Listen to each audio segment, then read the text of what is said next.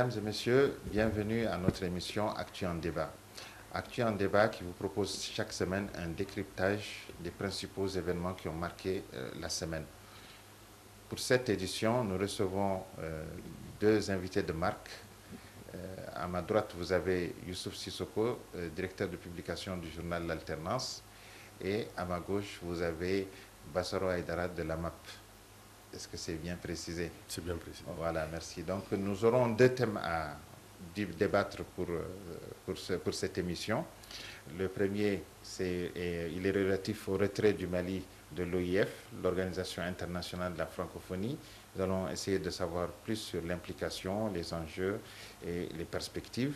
Et pour le second thème, nous aurons la tension actuellement qui oppose le SINABEF et la justice à propos des employés de l'Ecobank.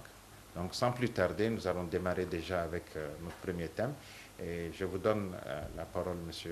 Youssouf Sissoko, directeur de publication du journal L'Alternance. Que pensez-vous de ce retrait? Merci Massiré et bonsoir à tous les téléspectateurs de TM1.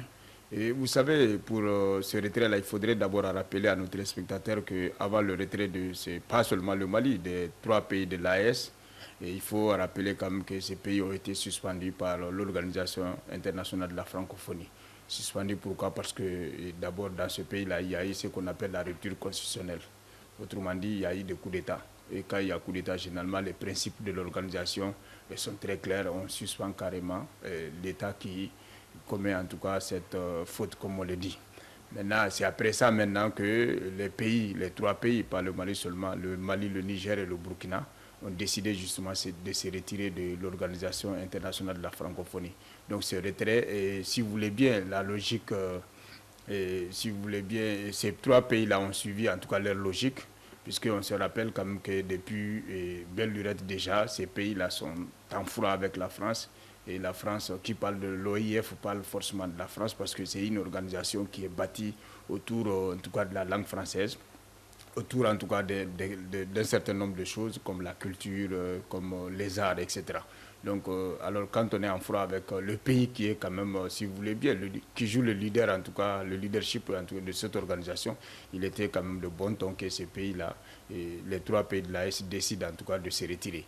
Donc je peux tout simplement dire que ce retrait n'est vraiment pas une surprise et il était vraiment attendu. Et tout simplement parce que ces pays-là pensent que la France est désormais en tout cas leur ennemi et que vraiment le mieux serait justement de se débarrasser en tout cas de ce pays-là. Maintenant, qu'est-ce qu'il faut peut-être s'attendre plus tard? On en viendra à ça. Monsieur Bassaro Aïdara, qu'est-ce que vous pensez-vous de ce retrait? Est-ce que c'est seulement dû à ce conflit ou bien la tension diplomatique qui oppose aujourd'hui le Mali et la France, étant donné que la francophonie ne veut pas tout simplement dire la France? D'abord, merci encore pour l'invitation et je remercie les téléspectateurs qui prennent leur temps pour nous suivre. C'est une émission qui est bien regardée au-delà même du pays qui est le Mali. Vous savez, moi j'étais surpris. Surpris parce qu'il est arrivé un moment tellement que ça faisait longtemps qu'on n'avait pas de communiqué de retrait. Je pensais qu'on avait même quitté l'OIF depuis un certain temps. Sauf que c'est le lundi que tout a commencé. Parce que nous avons commencé à voir sur les réseaux sociaux la communication du ministère des Affaires étrangères du Niger, d'abord, qui a signalé le retrait du Niger. Et par la suite, l'organisation OIF même a informé la presse pour le retrait du Burkina. Je crois qu'il restait pour le Mali.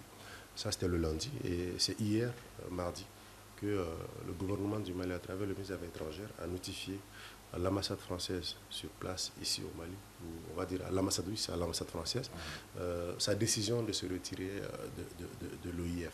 Il n'y a pas une surprise en la matière, parce que, comme a été dit par... Vous étiez surpris, mais en même temps... Non, surpris parce que ça faisait longtemps, parce que je me disais qu'on avait quitté l'OIF aussi. Tellement ça fait longtemps qu'on n'est plus dans un retrait. Parce qu'il était un moment où on était dans un retrait à tout bout de champ. Quoi. Donc, pour moi, l'OIF, c'était fini depuis un moment. Mais bon, sauf que ma surprise, comme je l'ai dit à ce niveau, c'est que je pense que l'État... quand on regarde plus ou moins ce qui se passe autour de nous, l'OIF est aujourd'hui, je peux dire, en faute pour se casser. Parce que nous ne sommes pas le pays dans la même situation. Aujourd'hui, la Guinée, par exemple, n'est pas suspendue par rapport à ses activités. Pourtant, nous sommes tous dans les mêmes, comment on appelle, principes de rupture constitutionnelle. Donc, peut-être que l'État a vu qu'il y a 2 poids, 2 mesures, et ils se sont dit, bon, pourquoi continuer dans une orientation dont notre présence ne sert plus parce qu'on est suspendu à toutes les activités depuis un certain nombre de temps. Donc, c'est une... Mais la suspension, c'est une procédure normale. Non, moi je n'ai rien contre, hein, mais quand on regarde même la continuité de l'État actuel, parce qu'on ne sait même pas, comment on appelle ce régime traditionnel, là, ça va finir quand. Donc, est-ce qu'on va éternellement rester suspendu? Mieux vaut quitter.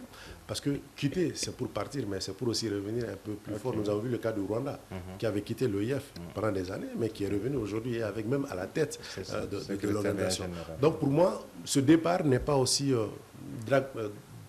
drastique comme c'est le cas avec la CEDEAO, avec d'autres organisations. Pour moi, c'est un truc mineur. Je l'ai dit comme ça. C'est un départ mineur, contrairement à d'autres départs.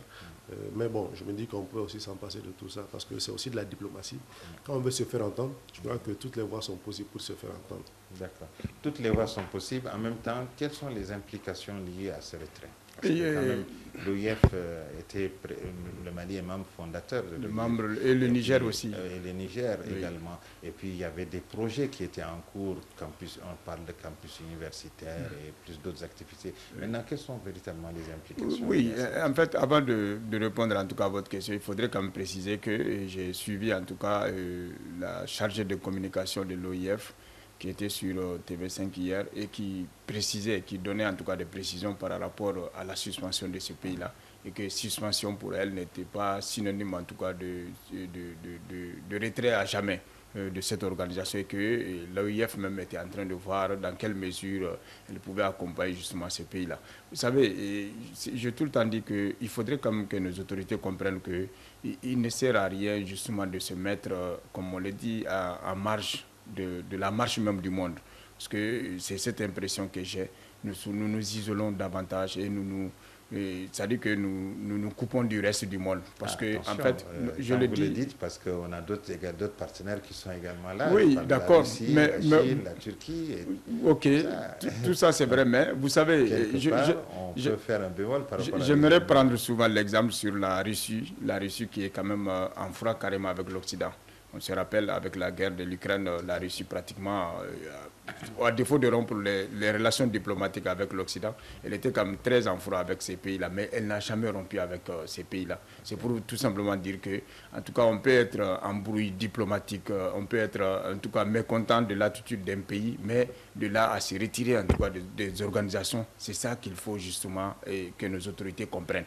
Et que chaque décision qu'elles doivent prendre, il faut qu'elles comprennent que, franchement, il faudrait que ces décisions-là soient à l'avantage, n'est-ce pas, de leur peuple. Mais malheureusement, tel n'est pas le cas. Le peuple n'est pas consulté, on prend des décisions et les conséquences retombent généralement sur le peuple. Pour revenir à votre question, je dirais tout simplement que, bien sûr, quand on se retire à une organisation forte de 93 membres, je crois, et une organisation qui est composée de plus de 300 millions de locuteurs, une organisation qui a quand même beaucoup de projets, bon, qu'on le veuille ou pas, c'est que sur la francophonie, il y a des projets quand même dans tous ces pays-là.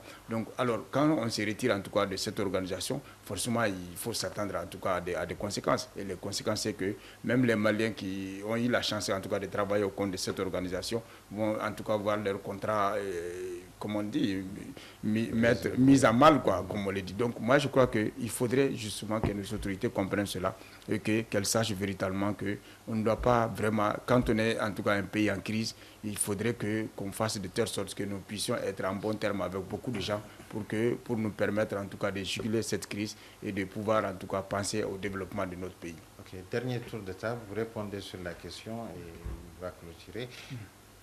Avec ce retrait, est-ce à dire que la langue française sera mise à mal Oui, vous savez, souvent, je dis, je le répète encore, et en fait, nous prenons les décisions sans justement penser aux solutions alternatives.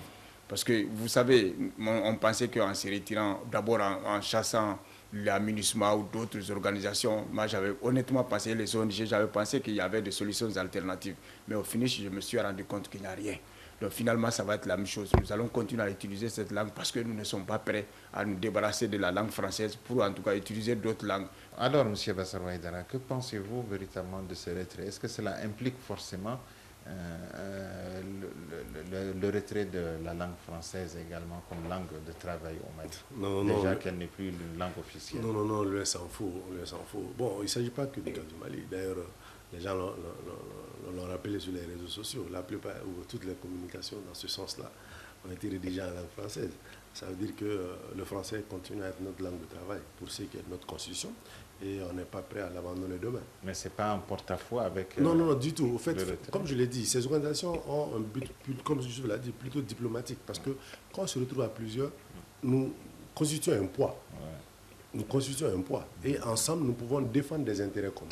Maintenant, si on quitte ces organisations-là, oui, on s'isole un peu plus et forcément, quand nous allons défendre des intérêts ou quand nous voulons placer un et un autre quelque part, on ne peut plus compter sur l'ensemble de ces États pour plus ou moins supporter ces différentes candidatures lorsqu'il s'agit de pouvoir faire de la promotion à l'intérieur de nos concitoyens. Je crois que c'est seulement à cela. Maintenant, au-delà de ça, l'impact de l'OIF, c'est surtout dans le domaine de la culture. C'est surtout dans le domaine de la culture. C'est un acteur majeur. Un acteur majeur dans le domaine de la culture, des arts, et même surtout les éditions, comme on appelle, des livres, le cinéma, tout. Donc pour un pays, notamment comme le Burkina Faso, qui vient d'ailleurs de finir avec le FESPACO, donc je crois que c'est une perte, mais bon.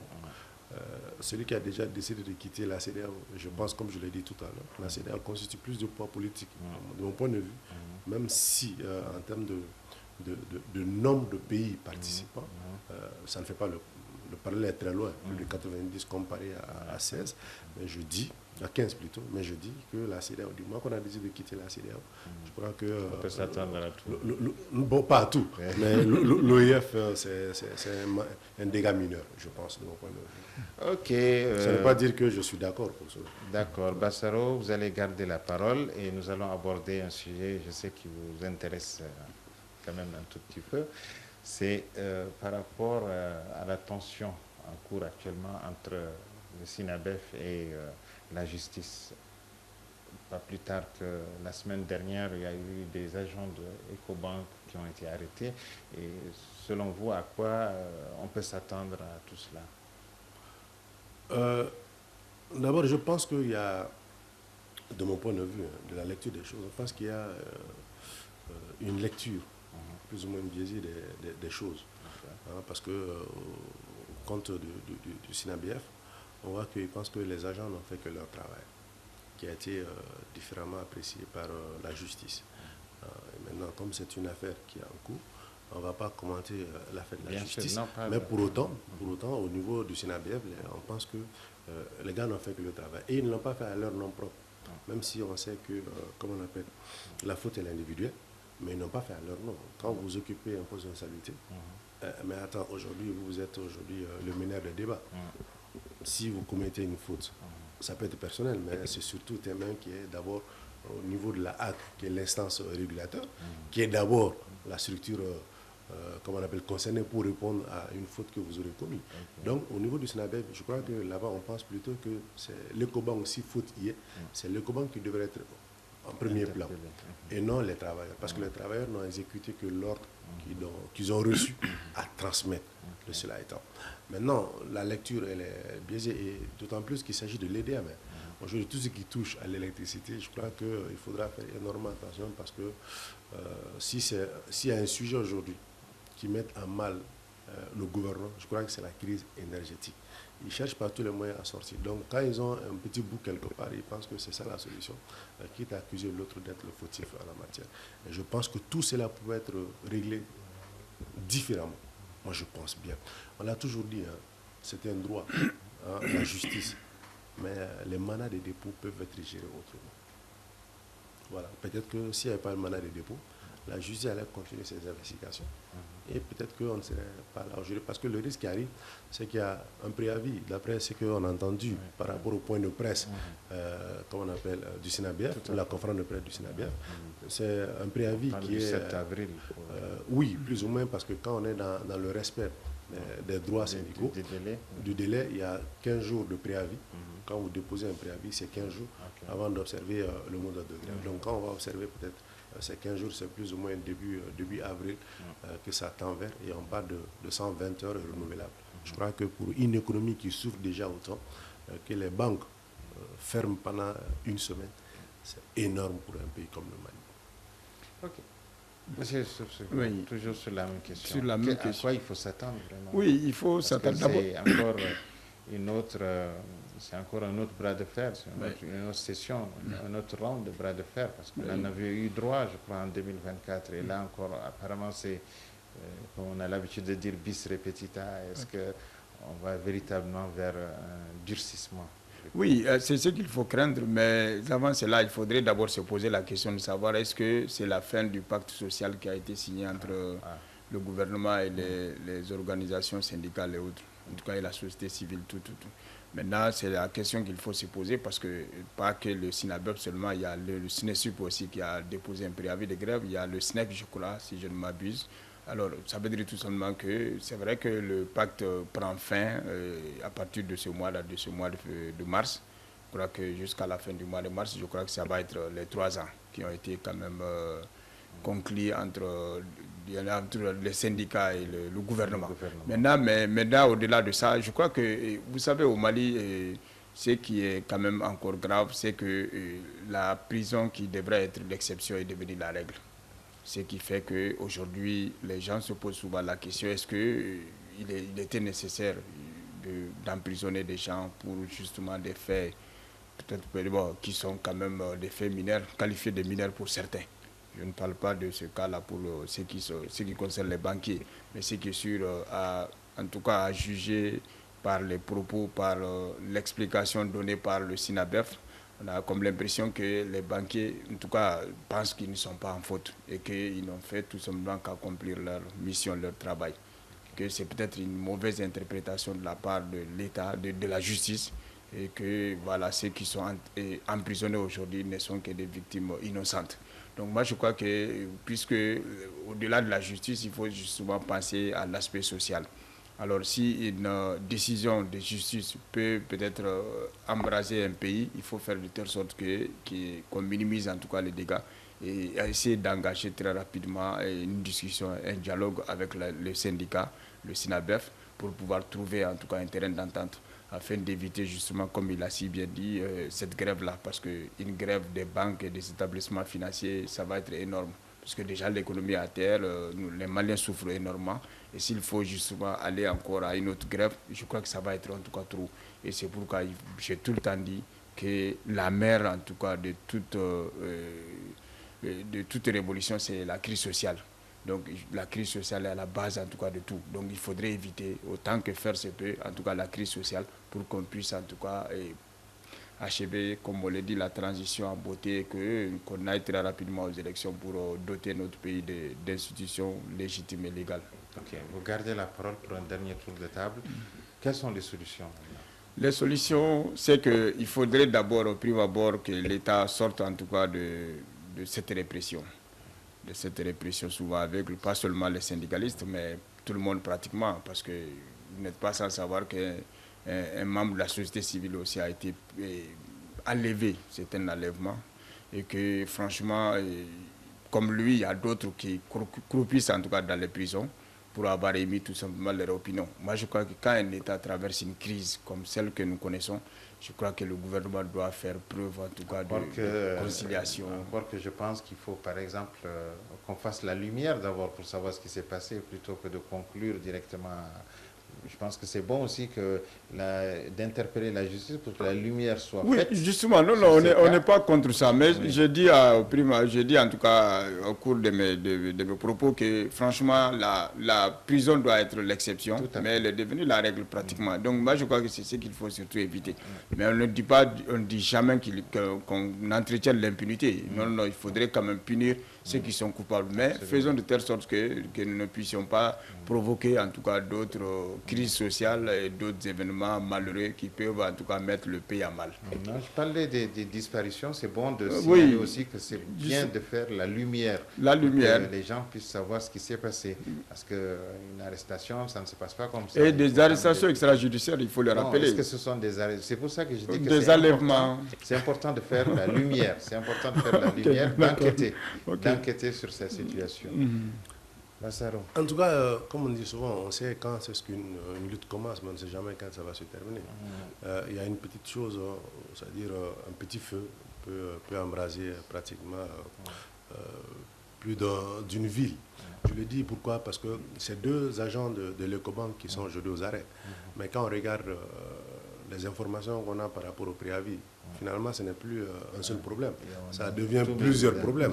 Donc, on parle de 13 à 15 revendications qui seront désormais sur la table parce qu'il y avait deux situations pendantes et que le Sénat va profiter, par exemple, de cette situation pour inclure tout cela. Donc, la négociation sera maintenant plus difficile.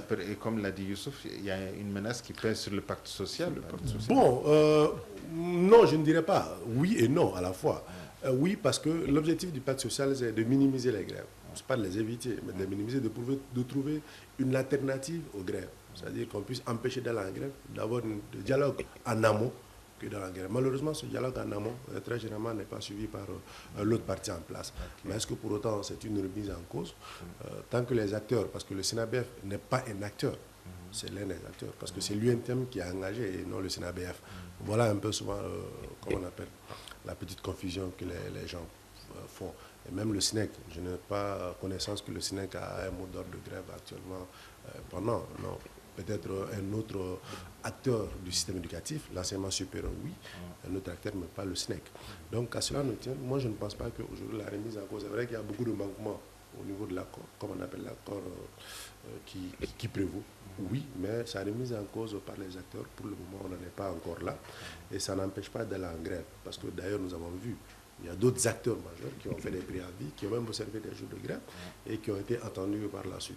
Donc, comme je l'ai dit, souvent l'État doit prendre le taureau par les cornes. N'attendre pas que ça s'embrasse pour pouvoir venir en sapeur-pompier. Ces situations peuvent être gérées rapidement en amont. C'est vrai que quand on est à affaire avec la justice, c'est délicat. Parce que personne ne veut s'immiscer. Parce qu'on dit que la justice est indépendante. Absolument. Oui, ça se dit que la justice est indépendante. Donc on veut laisser la justice. Le principe, quand même, c'est. Ouais, c'est exactement faire son travail, ainsi de suite. Voilà. Maintenant, quand cela ne tienne, les gens aussi pensent qu'ils doivent aussi, leur droit de liberté doit être préservé plus ou moins. Donc c'est une lutte permanente, mais il faut trouver juste le juste milieu.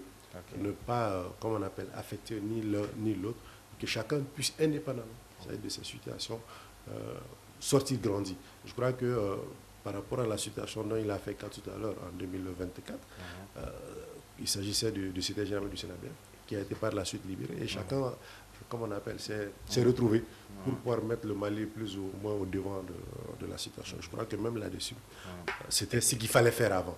Mais aujourd'hui, quand on dépose déjà un préavis, ça devient encore plus difficile et compliqué, parce que, comme je l'ai dit, ce n'est plus deux agents de l'Ecobank qu'il s'agit.